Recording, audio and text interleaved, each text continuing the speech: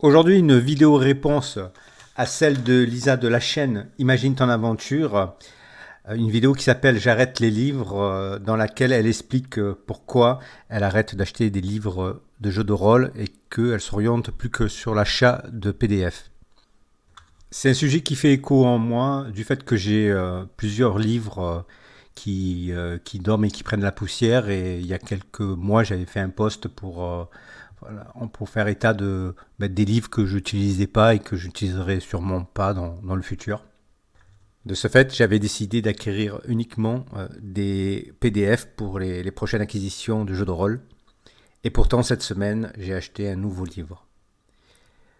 Comme quoi, mon choix de passer par livre ou par PDF n'est pas complètement arrêté. C'est selon la pratique que j'ai actuellement, que je développerai en fin de vidéo pour conclure sur le choix de PDF ou de livre. Il est vrai que chaque support a ses avantages et ses inconvénients. Si on prend le livre, l'objet, déjà du côté affectif, et je suis le premier à succomber. Notamment, je mets souvent en avant le livre de base de Worm d'Emmanuel Rodier, que j'apprécie d'avoir en main, rien que pour feuilleter, regarder les illustrations, lire trois quatre pages de lore ou de règles. C'est vrai que le livre permet de pouvoir se balader d'un chapitre à un autre assez facilement, et de laisser son esprit un petit peu errer par rapport aux pages qu'on ouvre. Ce qui est moins vrai avec le PDF. Il y a d'autres raisons aussi pourquoi j'ai acquis des livres. Tout d'abord, c'était pour supporter des auteurs ou des maisons d'édition que j'apprécie. Ensuite, parce qu'il y a certains jeux de rôle qui n'ont pas de PDF, qu'on ne trouve pas à l'achat, notamment le 7e ère, Night Black Agent, ou des vieilles éditions de jeux de rôle comme Cops. Un autre avantage est aussi la possibilité de revendre le livre et de lui permettre une seconde vie dans les mains d'un autre joueur, d'un autre MJ, qui peut être aussi un inconvénient, un désavantage, puisque certains livres se vendent moins bien que d'autres. On peut avoir des difficultés à vendre certains livres. Un autre inconvénient qui vaut aussi pour les PDF, c'est les nouvelles versions de jeux de rôle. Je pense notamment à 7e ère qui sort une 3e version. Donc le livre de base que j'ai de la seconde version devient désuet. Je précise que dans cette vidéo, c'est uniquement ma façon de voir et d'acquérir les jeux de rôle qui m'est propre, et voilà, c'est pas des conseils ni des recommandations, c'est juste mes propres avis et ma façon aussi de fonctionner qui fait que je préfère un support ou l'autre. Un point qui m'éloigne du livre, c'est que je n'ai pas de bibliothèque dédiée aux jeux de rôle. Donc ils sont dans un placard, mes livres, et généralement je les sors quand j'en ai besoin. Donc c'est rare que mes yeux se baladent sur un rayonnage où je peux piquer un ou l'autre des livres. Non, non, j'ai pas cette facilité et ce souhait d'avoir une collection. Un autre point qui m'éloigne du livre, c'est les nouvelles méthodes d'acquisition des livres. C'est par pledge, par crowdfunding. Donc on reçoit le livre une fois qu'il est fait sans l'avoir eu entre les mains avant. Et on peut avoir certaines surprises, notamment par rapport à Deadlands qui est arrivé au format A5. Alors je savais qu'il était au format A5, donc rien à reprocher à l'éditeur. Sauf que en l'ayant en main, je me suis aperçu que ça ne correspondait pas à mon confort de lecture. J'ai trouvé un peu trop petit, les écritures trop petites. Et là, je mets donc en parallèle les deux tablettes liseuses que j'ai, une 14 pouces et une 10 pouces, qui permettent voilà, de pouvoir avoir ce confort, même si c'est pas du papier.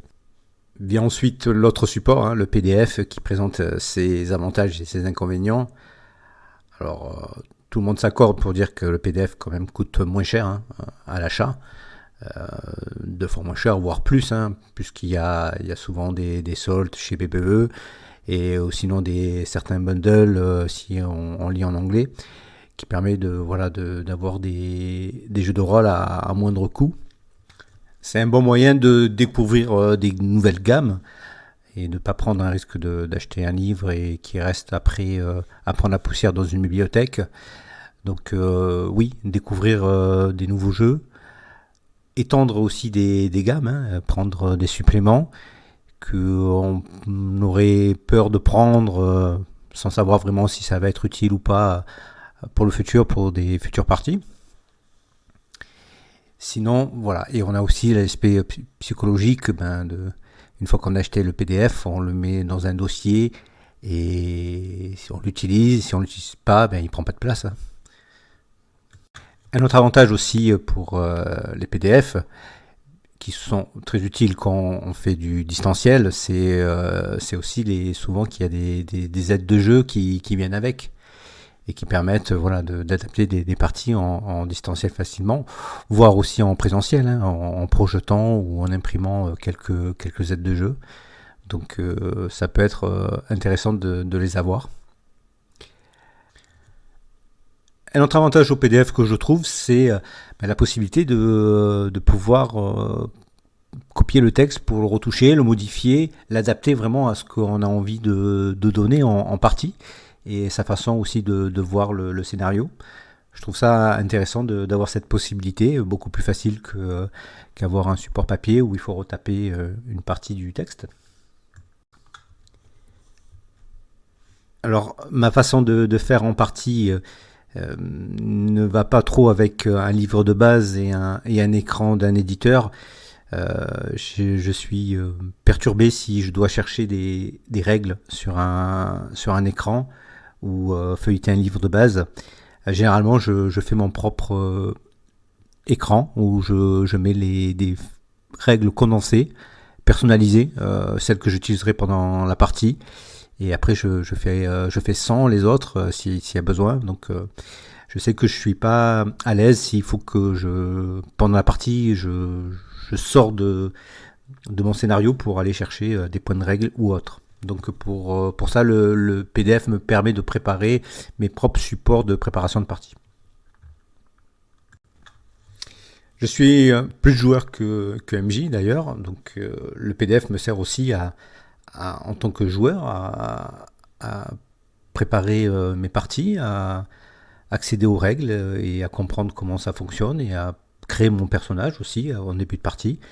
Ça permet aussi de ne pas prendre trop de risques parce que des fois on se lance dans un univers et il y a 1, 2, 3 parties maxi et après on arrête. Donc acheter un livre de base que pour quelques parties, ça peut être dommage. Après on l'a entre les mains, soit on masterise, mais sinon si on le fait pas, voilà, on se reste avec un livre dont on ne sait pas trop quoi faire.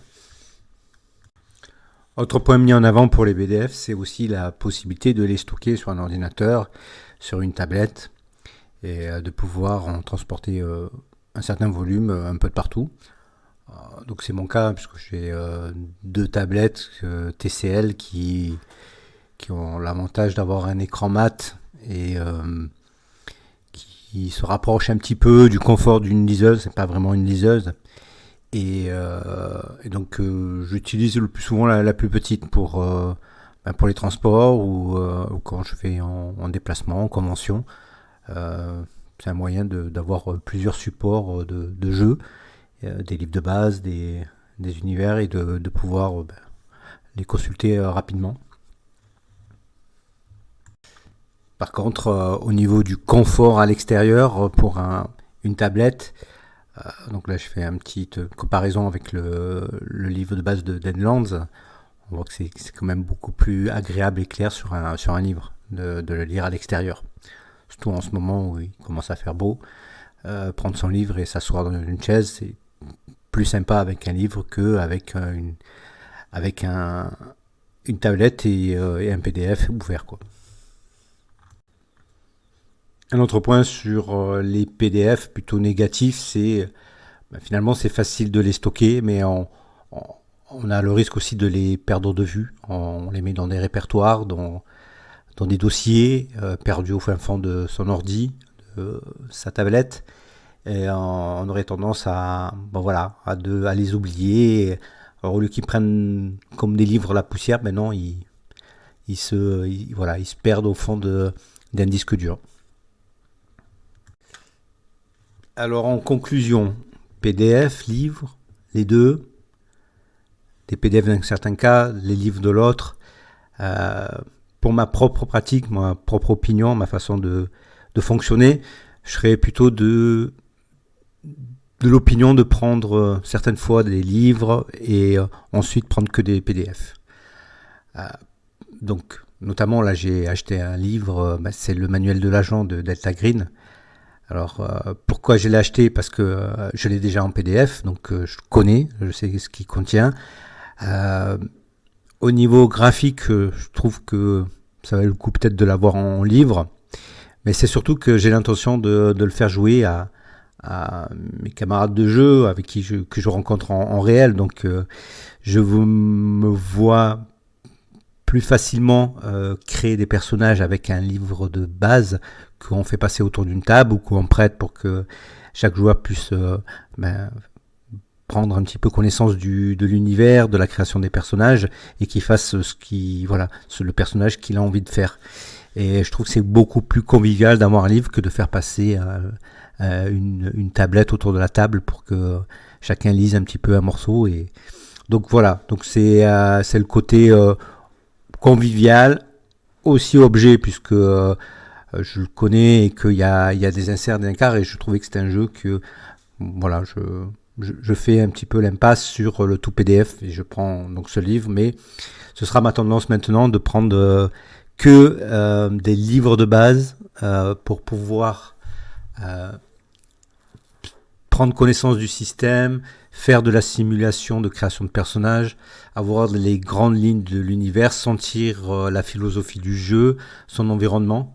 C'est pour cette raison que je prendrai de temps en temps, mais vraiment pour les jeux dont je suis sûr de jouer et les jeux vraiment que j'aime beaucoup.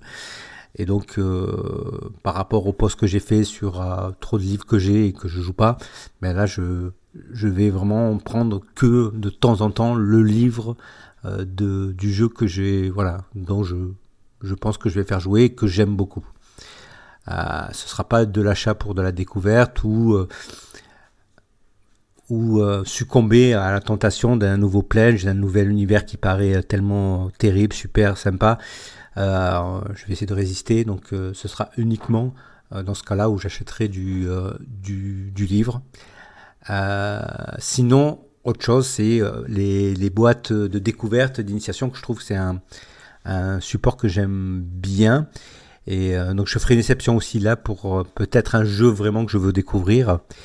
Parce que je trouve que dans une boîte, il y a le minimum qu'il faut. Il n'y a pas besoin d'avoir 300 pages pour peut-être rentrer dans un univers qu'on peut peut-être compléter avec le PDF du livre de base. Et surtout, ça sert aussi de support. On prépare une partie, on met tout dans la boîte. Je trouve voilà, le concept de la boîte très intéressant et voire même qui remplacerait un livre de base. Sinon, pour les PDF, c'est surtout pour découvrir le lore, des aspects particuliers de l'univers, de l'organisation du monde, des compagnons peut-être pour étendre le livre de base. Et sinon, pour tout ce qui est campagne ou scénario, ou avec les aides de jeu qui sont associées au niveau du PDF, et qui sont très utiles pour la préparation de partie. Pour finir, je vais prendre de moins en moins, je pense, de support, que ce soit PDF ou livre, puisque j'ai décidé de me concentrer que sur quelques univers, ceux qui me plaisent le mieux. Et donc, quand ce sera un livre de base, il y a des choses que ce sera du livre, et quand ce sera de la campagne, du lore, du supplément, ce sera sûrement du PDF. Je vous remercie de m'avoir écouté jusqu'à la fin. Et je voulais citer en conclusion deux vidéos qui m'avaient aidé par le passé a évolué là, dans mon choix de support. Il y a déjà la première, c'est la vidéo de la chaîne Enjeu qui s'appelle JDR Full PDF. Es-tu prêt? C'est le titre de cette vidéo. Et la deuxième, qui a peut-être 3 4 ans, celle de la chaîne d'Ectelion, au bazar d'Ectelion, et qui s'appelle le JDR en livre ou en PDF. À bientôt pour une nouvelle vidéo.